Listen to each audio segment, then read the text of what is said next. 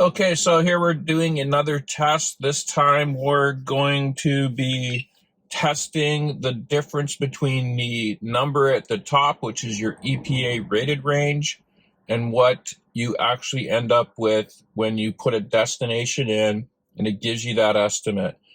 I want to know which one is more accurate. Now, I already know the answer. I'm going to tell you it's the energy graph as well as the estimator, because the estimator takes into account that exact drive. It knows the elevation changes, it knows the weather, it uses the how I have driven my car over a period of time. Now, I'm not sure under this, but under the energy graph, you can select, and under consumption, you can see it's allows 10 kilometers, 25 kilometers, and 50 kilometers. So that's like 5 miles, 20 miles, 30 miles. What we're going to do is we're going to take a look at what this drive is going to be. So I've put in Deception Pass Marina, which is 102 kilometers away. It's estimating that I'm going to arrive with 48%. Right now we're sitting at 71%. If we put that in kilometers, it's 392 kilometers. So if we take off the 102 kilometers, we should arrive with 290 kilometers of range. If you're using that estimated range, the EPA, that is not the correct. That's just what the car is rated for. So don't look at that. Always put a destination in, and it will tell you what you're going to arrive at. It's going to be very close. Sometimes it's off by 1 or 2 percentages, depending on the driving conditions that you're doing. It's just estimating right now. But if you do drive faster, it's going to be lower. If you drive slower, it's going to be higher. So let's go ahead. We'll take this drive. It's 102 kilometers.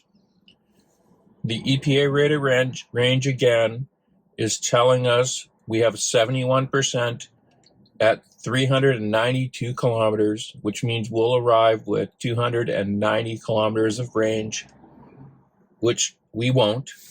And down here, we're going to arrive with 48%. So let's go ahead. We'll do the drive. It's a beautiful day, and we'll see how it is.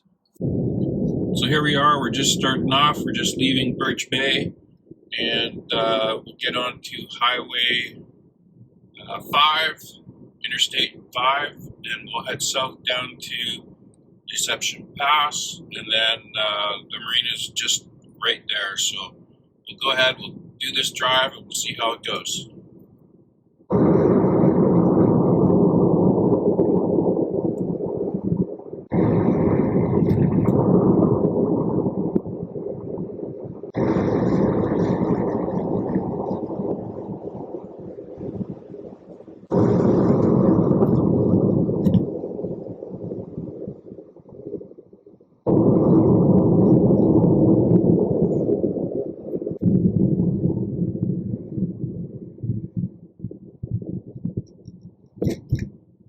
Okay, so we just arrived at Deception Pass Marina, and the estimator said we'd arrive with 48%. It was a 102 kilometer trip. And so if we look at our percentage, 48%. But what did the EPA numbers say when we started? Was 392 kilometers, and that we would arrive, if we used 102 kilometers, there's that number, 268, 78, 88. We're looking at a difference of 22 kilometers. So would I use this number ever for trips? No. My recommendation is to put it on percentage and just leave it on percent. There's really no reason to have that on kilometers or miles. It's not accurate. If you really want to know how much range you have on your car, go into the Energy app and it will tell you your range right there. But we did arrive with the 48% that it did project. But the estimated kilometers, 272, is definitely off from the 290 if we had taken the 102 off of the 392. So just use percentage. Set this to percentage, leave it there. And then if you're going on a trip, just use the navigation and navigate to the destination that you want to go to. And it will tell you if you're going to make it. We'll also give you like accurate time of arrival and how much percentage you'll have left in your car. Anyway, I hope that helped you out. Again, don't trust the EPA rated. It's just not accurate. Anyway, thanks for watching.